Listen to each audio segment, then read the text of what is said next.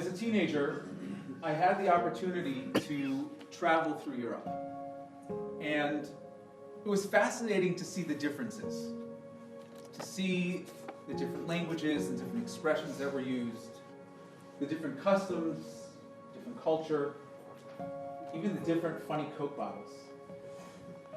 The thing that really struck me the most, the thing that was most startling, was, and especially as an American teen, pre-9/11, the awareness of being unsafe.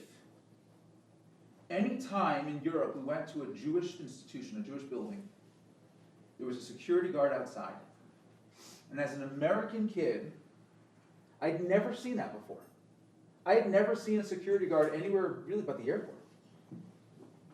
And yet every single place we went, every shul we went to, had an armed guard standing outside. In some places, I remember in Italy, they actually had their guns drawn, standing there outside the synagogue. And it was startling. We went to a restaurant in a JCC in Zurich. And before we can get inside, we had to get buzzed through a door. And then before the next doors would open, we had to wait for the other doors to close, and then they would buzz you through the second set of doors. And I remember thinking to myself, like, is this how people live? It was so shocking. Because as an American teenager, anti-Semitism was something that belonged in history books. It was relegated to ancient history. It wasn't something that we lived with here and now. But now fast forward to the here and now. Today it's real, and it's bad. It's really bad. And it's no different than what I saw back in Europe. Right? They say half-jokingly, you can locate the synagogue by just looking for the police car outside. And it's only half-jokingly because it's so true. I don't know about you, but where I go to pray at H. Denver, right a few blocks away, we are sandwiched between three churches. Every single Shabbat since I've been here, certainly the past 5, 6, 7, 8, 9 years, there has been security outside. I have never once seen a security guard outside any of the other churches. We see ad campaigns in major cities calling out anti-Semitism. Right? Jewish New Yorkers belong here, anti-Semitism does not. I don't know if any of you have seen some of the Jew Belong ads. This one you see over here is from Times Square. Massive ad that reads, "We're just 75 years since the gas chambers, so no, a billboard calling out Jew hate isn't an overreaction." And it's certainly not an overreaction. 63% of American Jews say they've experienced some form of anti-Semitism in the past 5 years. There were over 2,000 incidents of anti-Semitism last year. The second year in a row with over 2,000 incidents of anti-Semitism. And how many don't get reported? I don't know about you, but I am a very noticeably dressed Jew. When I walk home from shul on a Friday night, it doesn't happen every week, it doesn't happen all the time, but it has happened since I've been here in Denver, where people will drive by, roll down their window, and yell something at me, just because I'm a Jew, and I'm walking home from shul on Friday night. Just yesterday, a friend of mine comes over to me in shul. He says, "I hear you're giving a talk about anti-Semitism. I want to tell you what happened to me this week." He says he was sitting on a plane. Some guy waited until right before the plane is about to take off. As the plane is about to take off, he starts yelling all these anti-Semitic things at the guy, gets out of his seat, gets up and slaps my friend. He said, it didn't hurt too much, but he slaps my friend. What do you, imagine that's you, what do you do? So he, called the flight attendant button. The flight attendant said, "I can't do anything because the plane's taking off." He said he was so much more shocked, not at the crazy guy who was yelling and slapped him, but he said all the people around, in the row, behind the row, no one said anything. No one did anything. My point is, there are so many things that I've experienced in my own life, that I've talked to people who have experienced. And I haven't, again, and it could be that I'm wrong for not reporting, but I haven't reported any of those things. My friend didn't report that, which he probably should have. So that 2,000 number is probably way, way, way higher. 82% of Jews today in America believe that anti-Semitism has increased in the past 5 years. And I think if we surveyed those of you here in the audience and those of you who are watching at home, I think we would all agree with that statement. Anti-Semitism is on the rise. A lot of that sentiment, and a lot of the reason why we feel that way, is because of some of the larger national stories that have gained attention. I know for a lot of the shuls, they started getting security when? After the Tree of Life shooting. On October 27, 2018, in the Squirrel Hill neighborhood of Pittsburgh, 11 people were killed and 6 people wounded. In America. What was their crime? They went to shul on a Shabbos. Included in those numbers were Holocaust survivors. Can you imagine surviving hell on earth, surviving the Holocaust, and then getting shot in shul? It's these big stories, the stories that make national news, that shake us up, that make us aware that we're not as safe as we'd like to be. But what about all the events that led to the shooting? The ones that we might look at as smaller incidents. The ones that don't always make the national news. The ones that maybe if it happened in your city, you heard about it, and then the next day you forget about it. When you zoom out and you look at all the things that lead to those huge, catastrophic, awful, awful events, those are the things that should really scare us. Just take a look at some of these slides. This is in upstate New York in 2016. This again is in May 2016 in Rhode Island, Kollel. This is in March 2017, a shul in Capitol Hill. This is right here in Colorado Springs, August 4th, 2017. We all remember Charlottesville, where mobs of neo-Nazis shouting in the streets of Charlottesville, "Jews shall not replace us." Indianapolis in July of 2018. And these are not the only examples of such things. I mean, Scott's here, he can tell you dozens more. New Orleans in 2018. This was just 2 weeks before the Pittsburgh shooting, October 8th, 2018, in the JCC of Northern Virginia. It's a vicious cycle. Vandalism and harassment end up leading to assault and murder. That is the way it works. And unfortunately, it's this vicious cycle that continues. Because after we have a national story, like the shooting in Pittsburgh, that inspires hate and inspires the anti-Semites to say, oh, they did a good job, and then it continues. This is less than a week after the Pittsburgh shooting, more vandalism in California. Just a few months later, on Passover, another shooting in Poway at the Chabad Center. Oklahoma City, Staten Island, the Yeshiva, again in California. It's incidents like this, one after another, that create this environment where hate becomes okay. And when we let these things go and we say, you know what, it's not such a big deal. So some creep wrote a few things on a sign, they spray painted something on a synagogue. That's what leads to the horrific attacks that we're seeing. All of this is like Tinder. And then when an event comes, a catalyst, it goes up like wildfire. COVID. Now COVID obviously we know has nothing to do with the Jews.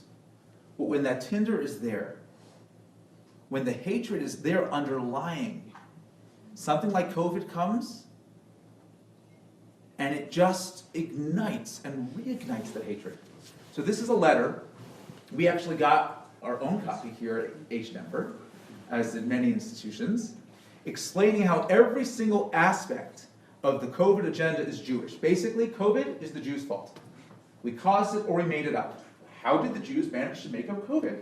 Well, I'll tell you how. Just look at Twitter. We have tweets showing that Jews not only profit from the vaccine, but will exploit desperation by overcharging for it, limiting the availability. I know if you remember at the beginning when it was really hard to get vaccinated. Well, why was it so hard? Because the Jews were purposely keeping it to themselves to make up demand so more people would get it. It's a great scheme. Tweets showing that Jews are purposely spreading the virus. Anti-Semites claiming that Jews actually are the virus. If you see that clip over there of the woman with the yellow star, that's from Hatworks in Nashville, Tennessee. So the store was selling stars that basically said not vaccinated. And the idea was to make a parallel between mask and vaccine mandates and the yellow star that the Nazis made the Jews wear. This is what's going on. This is what's being shared on social media. This is what people are seeing. But nothing ignited the flame of anti-Semitism more than the clash of Gaza and Israel this past May.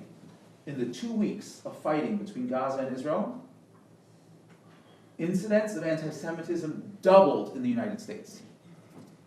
Doubled. I'd like to give the Trevor Noahs of the world the benefit of the doubt and assume that they don't realize how damaging their words are. And our talk tonight is not about the Israel-Gaza conflict. We could have another talk about that at a different time. That's not our topic tonight. But when you have a group of terrorists who use children as human shields, and then we, as Americans, thousands of miles away, give into that PR machine, and we start talking about the imbalance of casualties and how many children were killed, all that does is encourage terrorists to use more children as human shields, because it works. If what they wanted was the reaction of the international community, that's exactly what they got. And that's what we're feeding them. So when someone like Trevor Noah gets up and he shares comments like that, I don't think he realizes how many lives are at risk.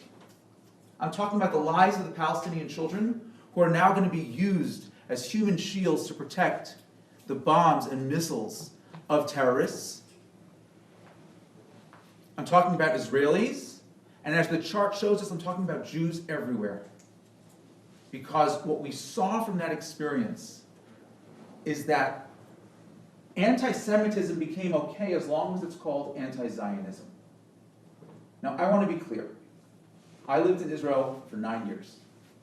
I can tell you nobody is more critical of Israeli policies than Israelis. Okay, maybe the UN. But after the UN, there is nobody more critical of Israel than Israelis.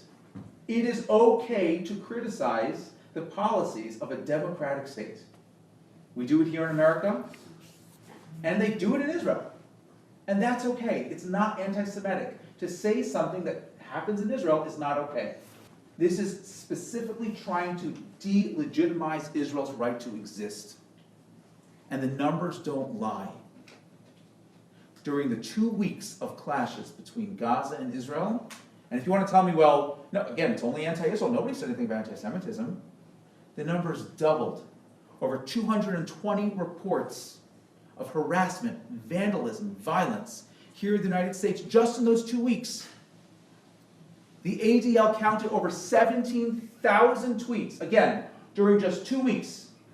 17,000 tweets using the phrase Hitler was right. That's in just 2 weeks from May 7th to May 14th. Now, the Israel-Gaza issue didn't create anti-Semitism, but it made it okay to voice anti-Semitic thoughts under the guise of being anti-Israel, under the guise of being anti-Zionist. And that's not okay.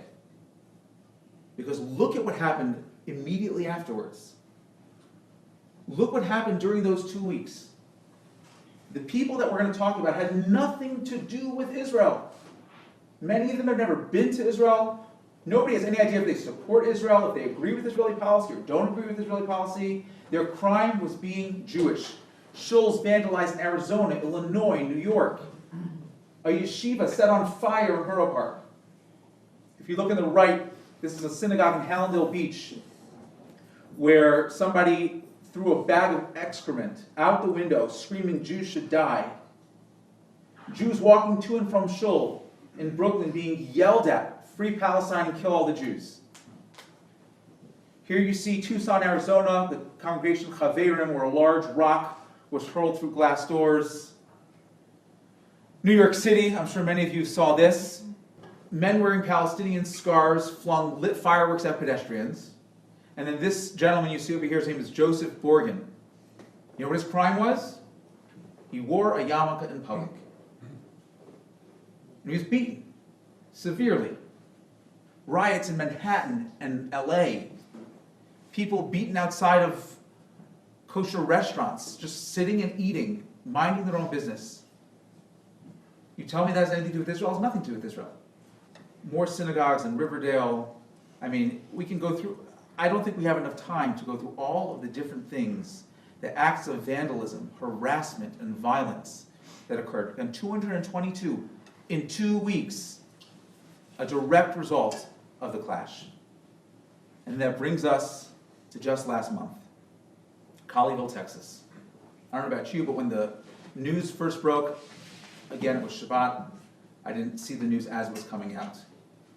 But I'm told that the first headlines and the tweets were reassuring us from the FBI that this was not an act of anti-Semitism. It took the FBI days to even call it an anti-Semitic attack, even though the gunman made it very clear what his intentions were. He said the United States only cares about Jewish lives. He didn't randomly go down the street and say, you know what, this looks like a good building to hold people hostage. It was premeditated. It was planned. And it was effective. You'd think after an incident like that, things would stop. But again, that's part of the vicious cycle. This was just, 3-4 weeks ago in Chicago? Multiple Jewish institutions, synagogues, kosher restaurants, kosher bakeries, all vandalized. And when we look at these stories again, when we look at it as a cycle, we should be just as terrified and scared when we see things like this than we are when there's a mass shooting. Because one leads to the other. That's how the vicious cycle works. Our mentality is always, I shouldn't say all of us, and I shouldn't say always, but I'll say it. Our mentality is to always think, you know what, things might be bad over there, but here we're safe. Here we're okay. And that false sense of security doesn't help us. I had people who, when we were doing this event tonight, and I asked them if they're coming, they said, it makes me too uncomfortable. I don't want to hear that kind of stuff. Not hearing it doesn't make it not exist. We like to think that we live in this perfect society. And I don't know about you and the way you learn American history, but when I learned American history, nobody talks about, we talk about the Thanksgiving feast and all the wonderful things that happened. Nobody talks about how we raped, killed, and pillaged all the Native Americans. We don't talk about that part. And the same is true when you look at American history in the 1930s and 40s. When I look at these pictures, I would think I am looking at some sort of dystopian HBO special about what might have happened if history went a different way in the United States of America. But unfortunately, that's not what we're looking at. This is the German-American Bund rally held in Madison Square Garden on February 20th, 1939. That is Madison Square Garden, filled as packed as it possibly can be, with people who want nothing more than the destruction of the Jewish people. This is 6 months before the Nazis invaded Germany. This is as Hitler was completing construction of his 6th concentration camp in the United States of America. And 6 months after Kristallnacht. Yes. I mean, just to give you some perspective, where we think this was all just something that happened over there. This was a European problem, but here in America, everything was fine. No, it wasn't. Thank God nothing happened here in America the way it did in Europe. But we don't know what could have been. The hatred was definitely there. Do you see how many people are packed in Madison Square Garden? Lining the streets of New York City in the Bun Parade, October 30th, 1939. People sending their children to Nazi youth summer camps all around the country. There wasn't just one. Right? What better way to spend your summer than imbibing Hitler Youth propaganda to learn how to hate Jews better? And it may start with Jews, but it never ends with Jews. They say that the Jews are the canary in the coal mine. You want to know the temperament of a nation? See the way they treat their Jews.